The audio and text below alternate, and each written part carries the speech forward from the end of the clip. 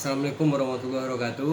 Baik, rekan-rekan para mahasiswa semua, kita melanjutin perkuliahan kita tentang mekanisme pembentukan peraturan perundang-undangan atau Perda. Minggu kemarin kita sampai di titik masalah perencanaan, karena ada beberapa sistem yang harus dilalui sebelum undang-undang itu disahkan menjadi sebuah aturan. Pertama adalah perencanaan, yang kedua adalah pembahasan, yang ketiga adalah pengesahan, dan yang terakhir itu adalah pengundangan.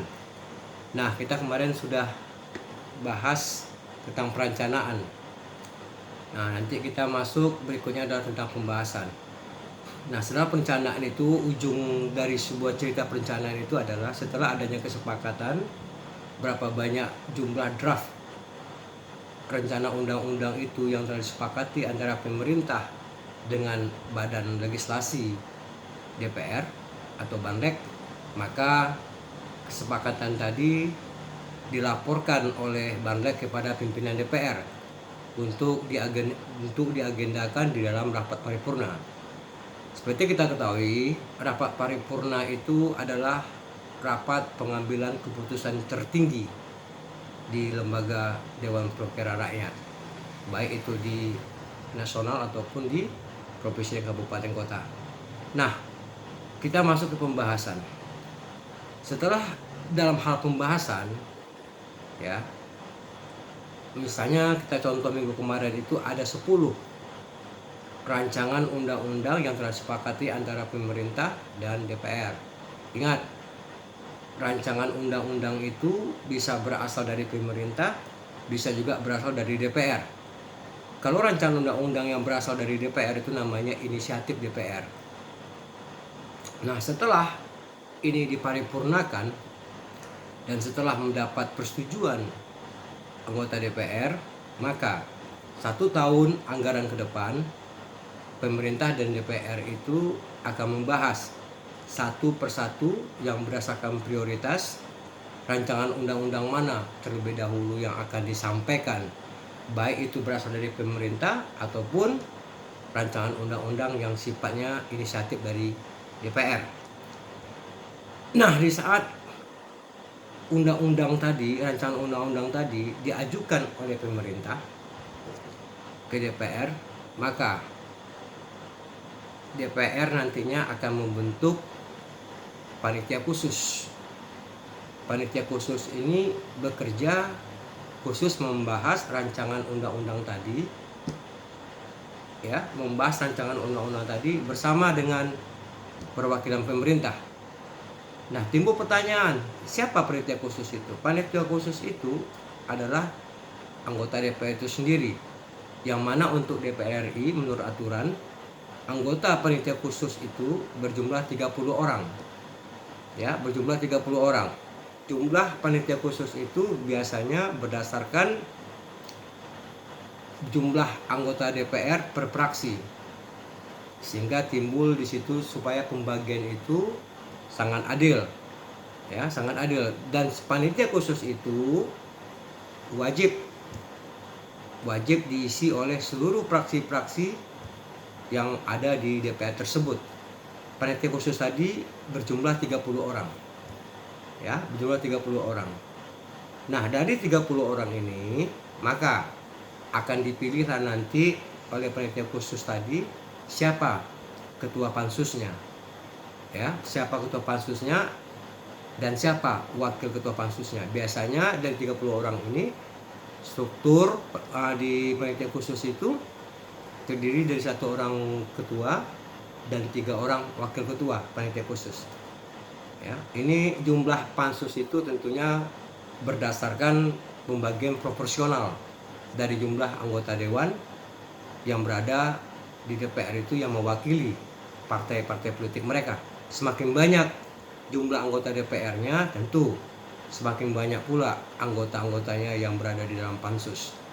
Nah, setelah terpilih 30 orang panitia khusus tadi, maka pimpinan membawa lagi ke rapat paripurna untuk membicarakan, untuk menyampaikan dan meminta persetujuan rapat paripurna panitia khusus yang telah terbentuk tadi. Jadi panitia khusus ini adalah alat kelengkapan dewan yang sifatnya sementara. Dia tidak permanen, dia sementara. Ya. Nah, setelah rancangan undang-undang tadi ini salah satu rancangan undang-undang tadi diserahkan oleh pemerintah ke DPR, maka panitia khusus yang 30 orang tadi itu mulai melakukan rapat kerja bersama pemerintah. Bahkan juga di situ menurut Undang-Undang Nomor 12 Tahun 2011 tentang tata cara pembentukan perundang-undangan, di rapat kerja tersebut panitia khusus itu wajib meminta saran dan masukan kepada masyarakat. Tapi masyarakat di sini tentunya bukan person to person, tapi adalah organisasi yang mewakili masyarakat yang langsung misalnya berbenturan atau yang langsung berhadapan dengan rancangan undang-undang tersebut. Misalnya ini rancangan undang-undang masalah tenaga kerja ini misal. Maka masyarakat yang masuk di sini itu adalah tentunya diwakili oleh misalnya organisasi buruh, organisasi pekerja dan sebagainya seperti itu. Jadi bukan diwakili oleh masyarakat person to person. Nah, di saat pemerintah tadi, katakanlah undang-undang ini berasal dari pemerintah di saat pemerintah tadi itu menyampaikan rancangan undang-undang itu kepada panitia khusus tadi, maka panitia khusus itu akan mulai bekerja, tapi dengan catatan bahwasanya rancangan undang-undang tersebut harus ada telaah dari naskah akademiknya. Kalau seandainya rancangan undang-undang tersebut tidak mempunyai naskah akademik, maka rancangan undang-undang tersebut itu wajib sifatnya ditolak, karena rancangan akademik itu merupakan kewajiban yang harus dilampirkan di dalam rancangan sebuah undang-undang. Wajib dia, karena rancangan naskah akademik itu adalah kajian yang harus juga dilampirkan. Nah, setelah ini dilampirkan, seluruh persyaratan itu katakanlah sudah lengkap menurut aturan undang-undang, maka panitia khusus tadi atau istilahnya selama ini kita dengar pansus tadi, mulailah melakukan rapat dengar pendapat, sharing dan sebagainya, baik itu dengan pemerintah ataupun dengan organisasi masyarakat yang mewakili dari sebuah undang-undang yang akan disahkan itu, yang berdampak dengan sebuah kehidupan masyarakat tertentu. Misalnya seperti saya katakan tadi, misalnya dengan undang-undang tenaga kerja misalnya kan, maka pansus tadi mengundang organisasi tenaga kerja untuk meminta masukan dan saran. Dan ingat, di pansus itu juga mereka juga mempunyai tenaga ahli yang menguasai isi materi rancangan undang-undang tersebut. Nah, disinilah nantinya sering ada perdebatan antara pemerintah dan DPR dalam pembahasan rancangan undang-undang tersebut. Karena bagaimanapun juga tentu pemerintah punya kepentingan, DPR pun mempunyai kepentingan. Nah, yang undang-undang yang baik itu adalah apabila di saat DPR itu berdebat dengan pemerintah, dia membawa kepentingan masyarakatnya supaya termuat di dalam isi aturan sebuah undang-undang. Itu adalah anggota DPR yang baik, pansus yang baik, biasa seperti itu. Nah, timbul persoalan, bagaimana di saat rapat dengar pendapat tadi, pansus tadi, panitia khusus tadi tidak melibatkan organisasi masyarakat. Biasanya kalau sebuah undang-undang itu tidak melibatkan organisasi masyarakat yang berdampak langsung dengan undang-undang itu, maka akan timbullah nantinya suara-suara sumbang, akan timbullah dampak perlawanan, bahkan juga demo.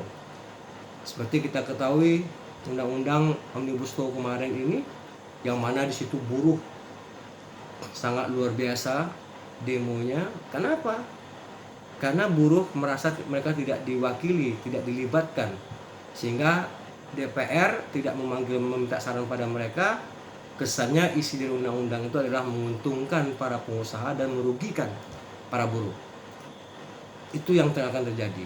Yang kedua, bisa kita lihat akhir-akhir berita ini, masalah rancangan undang-undang tentang RUU dengan istilah kesingkatan itu HIV. Apa itu HIV? rancangan undang-undang tentang haluan ideologi Pancasila yang kemarin ribut. Sehingga akhirnya rancangan undang-undang ini di pending terlebih dahulu. Kenapa ribut? Karena itu tadi, di saat rancangan undang-undang ini ya mau dibahas oleh DPR dengan pemerintah, ada isi draft undang-undang itu yang tidak bisa diterima oleh masyarakat, yang tidak bisa diterima oleh organisasi masyarakat, sehingga timbul perlawanannya di situ. Nah, kalau seandainya organisasi masyarakat tidak menerima atau timbulnya perlawanan, itu menandakan rancangan undang-undang tersebut kalaulah nanti dipaksakan menjadi undang-undang, ada dua dampak dia nanti. Pertama, pasti organisasi masyarakat akan melakukan judicial review ke Mahkamah Konstitusi. Yang kedua, undang-undang tersebut diyakini tidak akan pernah dijalani oleh masyarakat. Nah, disinilah peranan dari melibatkan organisasi masyarakat. Nah, seperti contoh undang-undang HIV itu, haluan ideologi Pancasila kemarin, yang akhirnya pemerintah mencabut itu karena saya ketahui undang-undang haluan ideologi Pancasila itu ternyata berasal dari inisiatif DPR. Ya, inisiatif DPR. Namun isi dari rancangan undang-undang itu sangat bertentangan dengan ideologi kita Pancasila hari ini. Sehingga masyarakat melakukan perlawanan, sehingga masyarakat melakukan demo, sehingga masyarakat bersuara keras terhadap pemerintah. Makanya akhirnya rancangan undang-undang itu untuk sementara dipinggirkan terlebih dahulu. Nah, disinilah kawan-kawan sekalian peranan dari melibatkan organisasi masyarakat itu dalam menciptakan sebuah undang-undang baik itu sifatnya wajib. Kalau tidak, biasanya undang-undang itu tidak akan populer. Biasanya undang-undang itu tidak akan pernah maksimal dijalani oleh masyarakat. Oke, itu contoh kecil yang terjadi di rancangan undang-undang haluan ideologi Pancasila yang akhirnya kemarin ini pemerintah tidak jadi melanjutkan karena ada perlawanan-perlawanan tadi. Nah, setelah nantinya rapat kerja tadi ini, ya rapat kerja ini tadi antara pemerintah, rapat kerja itu bisa ya antara panitia khusus tadi dengan pemerintah, bisa juga antara panitia khusus tadi dengan organisasi masyarakat yang mewakili masyarakat. Nah, disitulah nantinya akan diolah, diminta masukan. Biasanya organisasi masyarakat itu diminta DPR masukan. Nah, masukan-masukan dari organisasi masyarakat tadilah ya nantinya akan itu digodok oleh DPR lagi, yang mana nanti itu tuh bahan diskusi itu akan mereka bawa di saat nanti dengar pendapat dengan perwakilan pemerintah. Nah, setelah ini disepakati, ingat undang-undang yang baik itu adalah undang-undang yang mana di saat penyusunan undang-undang itu aspirasi organisasi masyarakat, aspirasi masyarakat itu didengar dan ditampung. Dipastikan undang-undang itu akan dijalani oleh masyarakat. Tapi apabila ada undang-undang di situ tidak melibatkan masyarakat, maka diyakini juga undang-undang itu pasti tidak akan pernah dijalani masyarakat.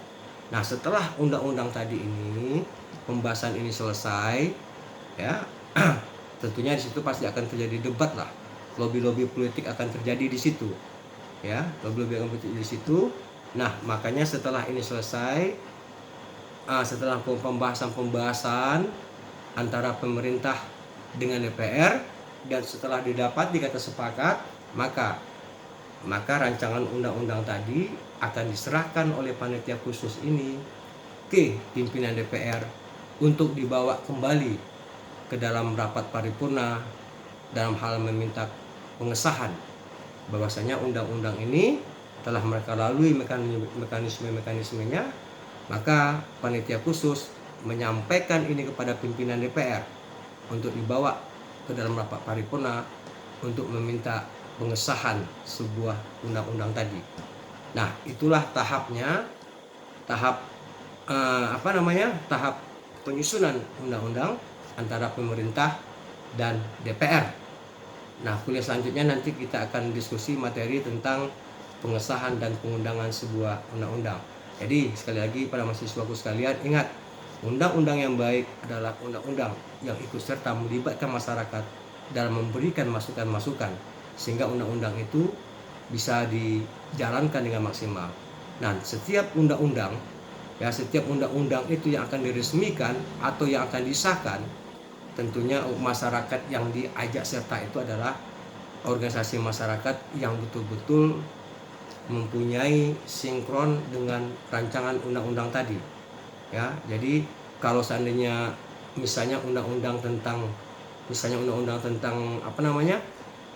bukan tenaga kerja atau undang lain, tentu yang akan dilibatkan itu adalah organisasi masyarakat yang berbeda pula.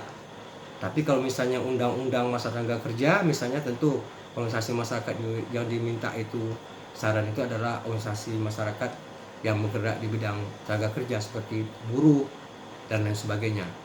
Nah, demikian dari mahasiswa sekalian, kita sampai ke penyusunan itu.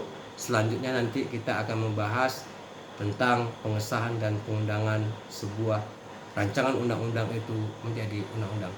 Demikian yang saya sampaikan. Terima kasih. Wabillahi taufiq wal hidayah. Wassalamualaikum warahmatullahi wabarakatuh.